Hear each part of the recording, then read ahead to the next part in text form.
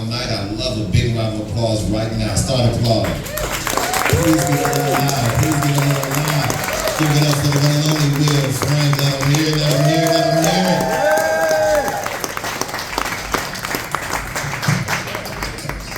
How's everybody doing tonight?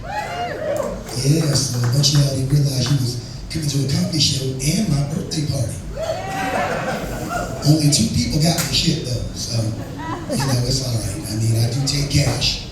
Cash App, Venmo, PayPal, EBT, the little coupons and the tokens from Chuck E. Cheese, whatever y'all got. Hey, just come on, bring it to me. So yeah, today I am 53. And I know a lot of y'all are, 53. I know a lot of y'all are gonna be like, damn, black don't crack. The fuck you don't? Shit. You weren't with me at my last doctor's appointment. We're gonna get into that in a few minutes. But yeah, my only birthday wish is I wish I could just flip those numbers to when I was 35, where the only thing I had to worry about was bad credit and a questionable dating history. I'm just sitting up here just trying to keep from going through the change, but you know, people say it happens after the age of 50, and I'm 53 and I'm not seeing it. So I got a question for the crowd. When do I become an old motherfucker? For real. I want to know that if I'm walking down the street, somebody say, look at that old motherfucker over there. Are they talking about me or somebody else? Seriously. I also need to find out, when is that unregulated body temperature shit gonna start? I mean, after the show, do I need to go home and turn my thermostat up to 90 degrees year round and keep it there? Do I need to do that? Because as a black man, I mean, the change, I heard it could come quick. I mean, you could go from Idris Elba to Fred Sanford in like 2 birthdays. Like I'm talking about, hey, Lamont, let's load up the truck. Like I said, I'm just trying to keep it going through the change because I got a younger wife. Not like R. Kelly young and shit like that, but significantly younger than me. And like I said, I got a young wife and I'm trying to keep her, you know? I mean, my thing is this is camouflage right here. Most of my hair fell out. I got that George Jefferson thing going on, but I shave it off because I don't want nobody asking me when me and my wife are moving up to the east side. Fuck you. That shit ain't funny. Hell no. No. But I will tell you guys though, for my birthday, I got some bad news. Guess what I got for my birthday? Diabetes and a fucking prostate exam. What kind of fucking happy birthday is that? Seriously, I mean, because you know, you realize that when you're diabetic, you can't eat a lot of shit. But also after that prostate exam, I'm afraid to take one too. I mean, my ass is wide the fuck open right now. I'm walking around just trying to hold it together. But you know what though? I got diabetes, but my doctor says I'm just barely diabetic. I'm like, fuck you, barely? The fuck does barely mean? So, even though I'm barely diabetic, I'm not on medication or nothing, I feel like I'm a disappointment to my ancestors, you know, because I'm African American, so my ancestors were kidnapped from Africa and brought over here in slavery, and, you know, basically, black people, we've been through a lot of shit in America, right? And so I feel like a disappointment because I served my country honorably in the Air Force for almost 21 years. I went to the Middle East 5 times. I came back with not so much as a scratch on me. I've been in some of the most dangerous places in the world.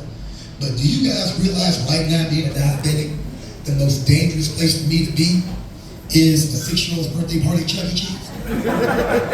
Seriously, I can't eat none of that shit. The punch, the cake, the cookies, the ice cream, that nasty ass pizza. I eat that shit. My pretty wife over there gonna be a millionaire in like 2 hours. Oh man, yeah. So shout out to all the married couples here. Yeah. Yes indeed. I gotta tell y'all about me. I've been married since 1999 to a whole bunch of different fucking people. Yeah, I was a fuck up when it came to relationships. For real, I was a walking, talking, living, breathing, red motherfucking flag. Yes, I was. But I'm reformed now. I'm a reformed idiot when it comes to marriage. But the thing is, it's not my fault. Seriously, it's not. Because seriously, what is the leading cause of divorce? Getting married. So how is that my fault? How is that my fault? And then another thing, because work with me here, I'm trying to educate y'all. Marriage is one of the few things that requires a license, but they don't check to know what the fuck you doing, right? They just giving out licenses and shit. Yeah, I mean, it got so bad to where I go to the court and they're like, you again? I'm like, fuck you. Give me my goddamn license. Fucker. Yeah, it's me again, goddamn it. But like I said, if you drove here, the state made sure you know how to drive, right? You got to get a learner's permit. You got to take a vision test, a driving test, a written test. They make sure you know what you're doing. To be a doctor, a lawyer, a real estate agent, you got to go to school for that shit. You got to pass certifications and exams, and every couple of years, they check to make sure you know what the fuck you're doing, right? But to get a marriage license, you only need two things. Well, one, you need to be of age of consent, or get parental consent to fuck up your life and the life of somebody else. That's some bullshit right there. So like I said, I give myself a waiver because they shouldn't have gave me one. That's all it is to it. But the thing is, like I said, I'm a reformed marriage idiot, and my wife and I, we've been together for 8 years. We've been married for 6. Yeah. And even though I did fuck up a couple other relationships, and I was an idiot, like I said, I like to give myself a waiver on that. I like to consider myself the LeBron James of matrimony. Yeah, because me and that man got 3 things in common. Believe this shit. We both black, we both male, we both have 4 rings. Yes, indeed. But yeah, 53, I mean, Generation X up in the house. I love that shit, right? Generation X, give yourselves a hand. Because I honestly believe that we were the last tough generation of kids. Seriously, our parents, they left us alone all day, every goddamn day, right? And you remember the 80s, what they called us? They called us latchkey kids. And in 2025, they would call CPS. That's what they would do. Because we were neglected as fuck, but we didn't know the goddamn difference. We were tough. And then you got these little punk-ass, weak-ass kids running around now. They get mad because, oh, you took my phone. The internet's out. When I was 9, my question today is, where the fuck is dinner at? Seriously, it's nuts. And then, you know, we also were bullied. We were bullied, and I think that actually makes you know that you're weird, that's all. These kids now, they get bullied and they ready to kill everybody. It's just, hey, being bullied lets you know that you was weird. So guess what? If you was weird, you fixed that shit so you didn't get bullied in school anymore. Yes, that's right.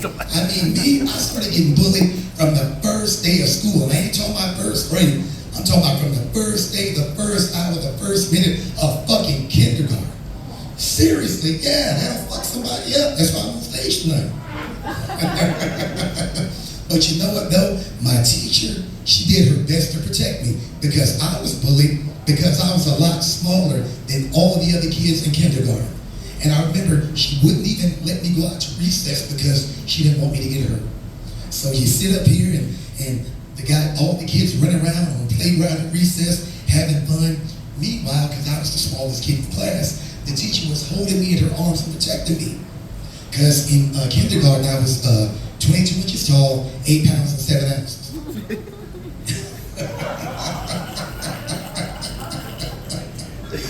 Yeah. So I love the internet, but I also hate it because it has become the wild, wild west of weirdos and idiots. Seriously, like I joined this healthy eating group on Facebook, right? Because of the diabetes. And one of those Facebook groups, they tell you, they say, introduce yourself, and then tell us why you're here in the group. So I'm scrolling through, looking at people in my group, and this one lady, her name is Amy, real story, in all caps. She was like, my name is Amy. I joined this healthy eating group because I have a gluten allergy, so I can't eat eggs. What the fuck are you talking about, Amy? You can't eat eggs. That is not how a gluten allergy works.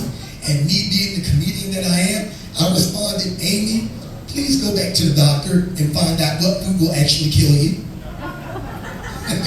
Seriously. And then I got this other pastime that I like to do on social medias. I like to check in on people that I went to high school with because, you know, we're 30 years out. A lot of us aren't fucking here anymore. So I'm just trying to see who's there. And one of my classmates, she's all proud and stuff, and she's like, oh, my baby lost a tooth this weekend. And I looked at the picture, and I was like, yeah, in a bar fight, this motherfucker's 28 years old. Thank y'all.